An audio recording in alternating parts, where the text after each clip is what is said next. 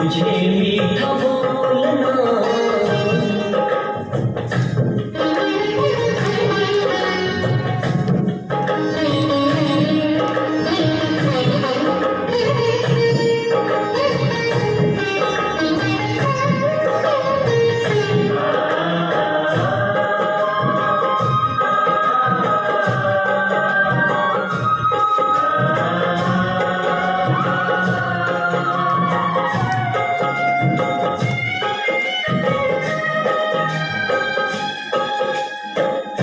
नजरें तुम्हारी काना जो मुझ पर पड़ी है, खुशियों की मुझ पे झड़ी सी लगी है।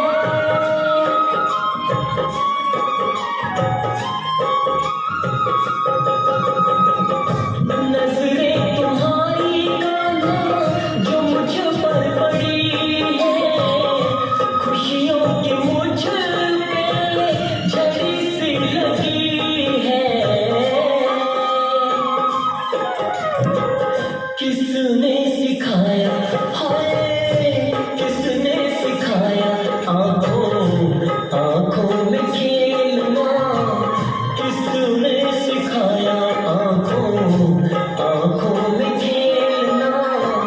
मीठी मीठी बातों से दिल सबका जीतना, मीठी मीठी बातों से दिल सबका जीतना। किसने सिखाया किसने सिखाया किसने सिखाया शाम तुझे मीठा बोलना।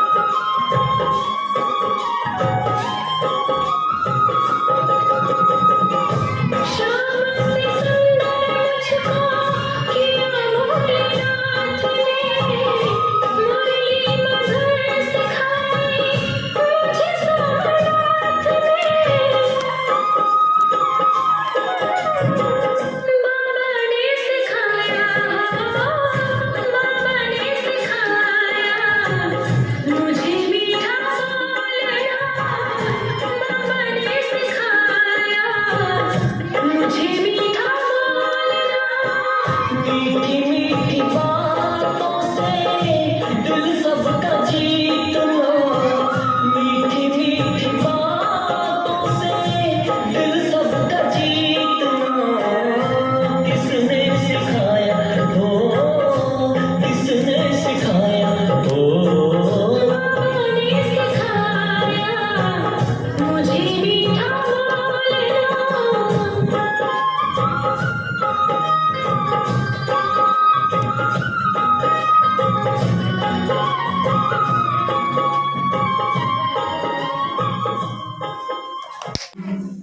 कार्यक्रम को आगे बढ़ाते हुए मैं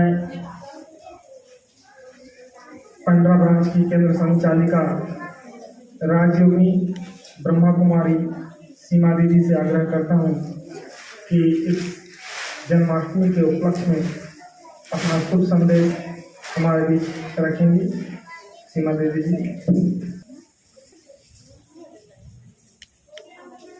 ओम शांति, ओम शांति, ओम शांति।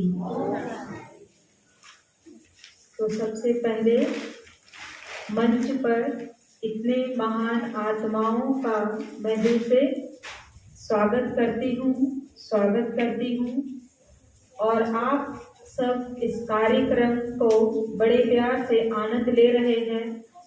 तो आप सभी आए हुए माताओं भाई बहनों का भी मैं दिल से स्वागत करती हूँ और इस मंच को कोऑर्डिनेट करने वाले हमारे भ्राता जी राजेंद्र भैया जी को भी मैं दिल से बहुत धन्यवाद करती हूँ।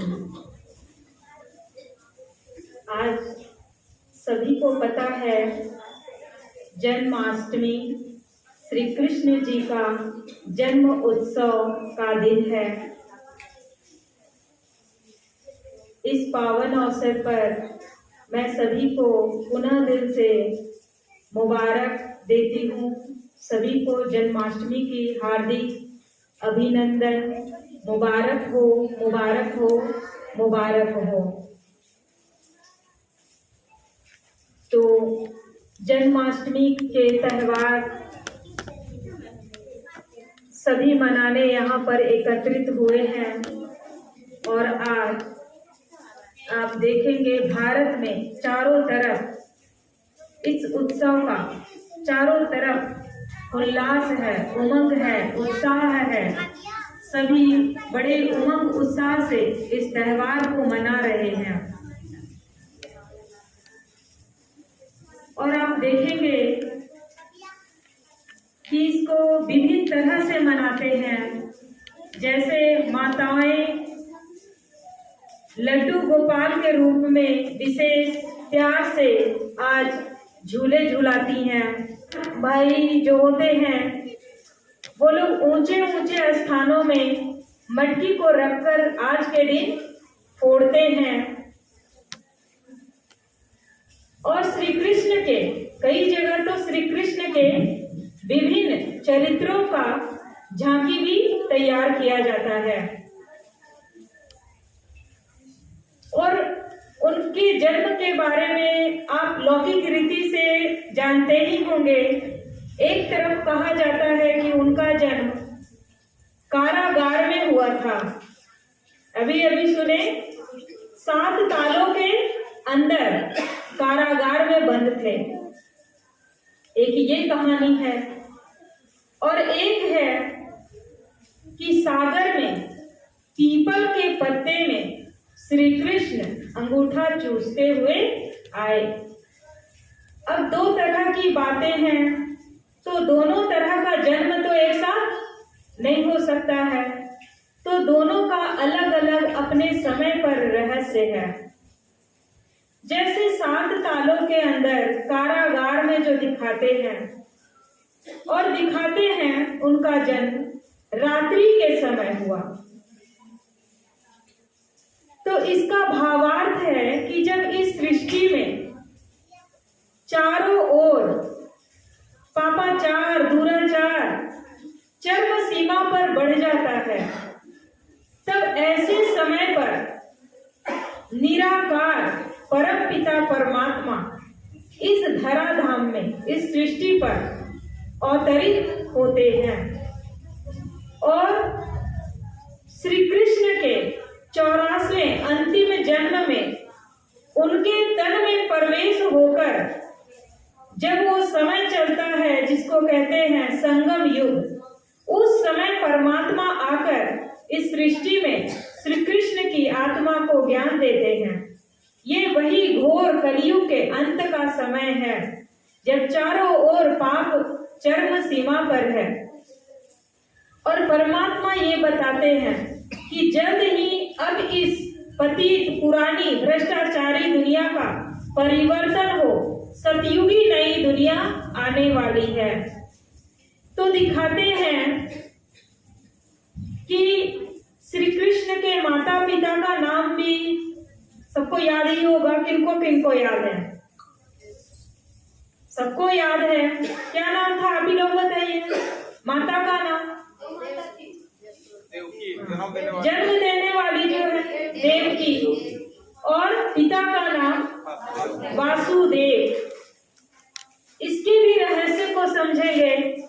देवकी यानी जो आत्मा देव कुल की थी, तो केवल श्री कृष्ण की बात नहीं है, हम सभी आत्माएं देव कुल की आत्माएं।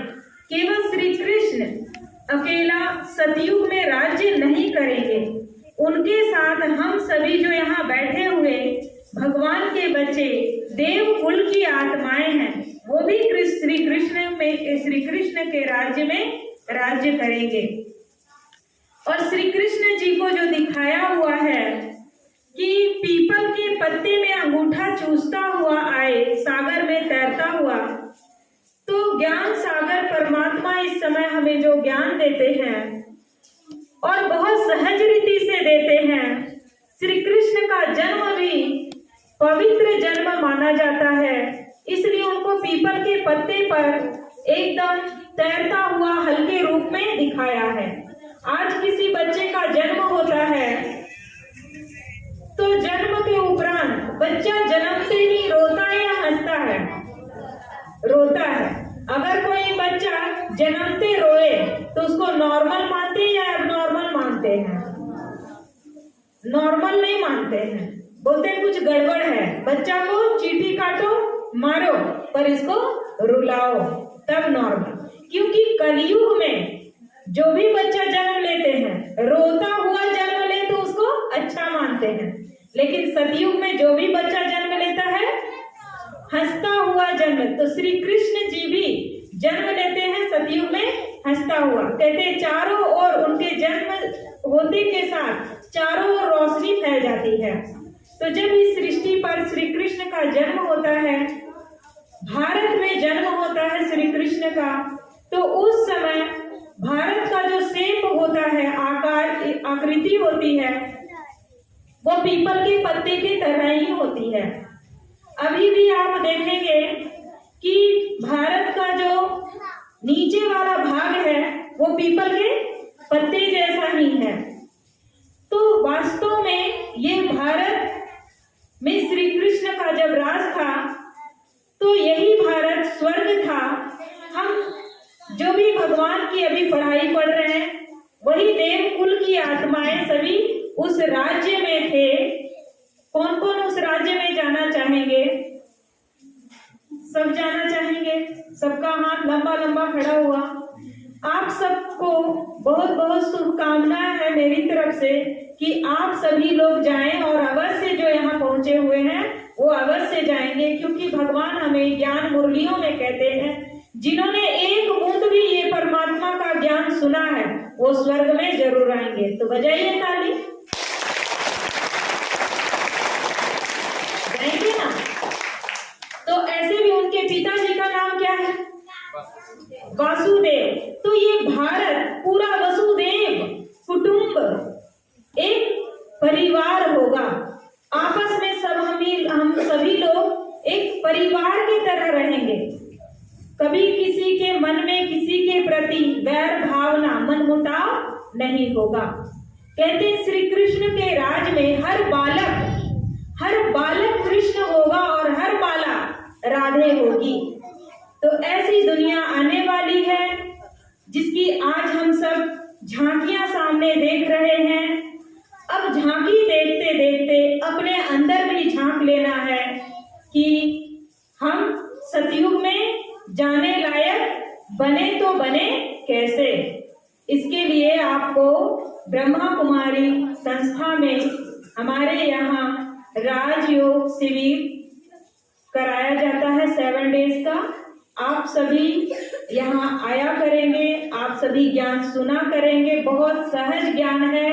गृहस्थ व्यवहार में रहते हुए माताएं इस ज्ञान को जीवन में धारण कर सकती हैं और अपने जीवन को देवताई गुणों से संपन्न बना सकती हैं। जैसे श्री कृष्ण को कहते हैं सर्व गुण संपन्न, 16 कला संपूर्ण, संपूर्ण निर्विकारी, मर्यादा पुरुषोत्तम। तो अगर हम ऐसा बनना चाहते हैं, सभी ने हाथ भी खड़ा किए, तो उसके पहले अपने संस्कार को परिवर्तन करना होगा। क्योंकि आज हर आत्मा में न सहन करने की शक्ति है, न समाने की शक्ति है, न परख शक्ति है, न निर्णय करने की शक्ति है। आज थोड़ी थोड़ी बातों में इरिटेट हो जाते हैं, फ्रस्ट्रेशन में आ जाते हैं। तो ऐसे संस्कार लेकर सतयुग में तो नहीं जा सकते। कभी देवी देवताओं को देखे हैं फ्रस्ट्रेशन में आए हुए, तनाव में, टेंशन में? कभी देखे हैं? देवी देवताएं टेंशन में आते हैं? नहीं, तो ये जो हमारे संस्कार हैं उसको यहाँ आके हमको परिवर्तन करना होगा, और वो हो सकता है सहज राजयोग ज्ञान से। तो सभी को बहुत बहुत धन्यवाद। आप सभी ने सुना। ओम शांति।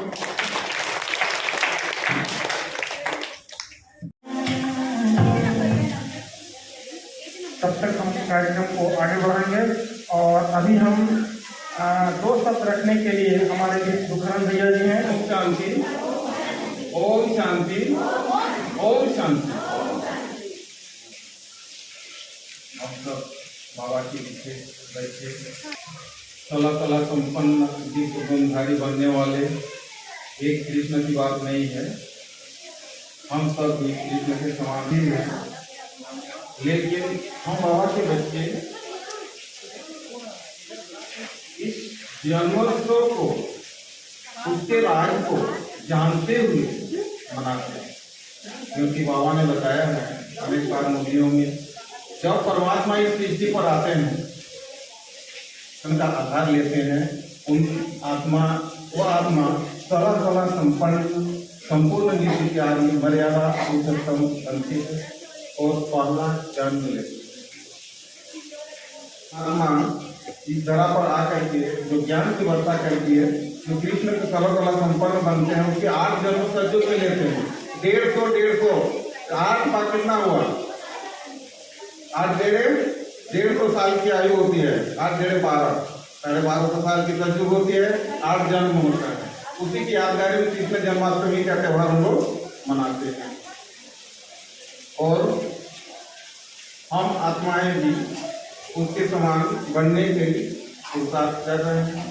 उसी की यादगारी है जो कि सारी दुनिया में हम बाबा के बच्चे विशेष रूप से इस जन्माष्टमी का त्यौहार मनाते हैं।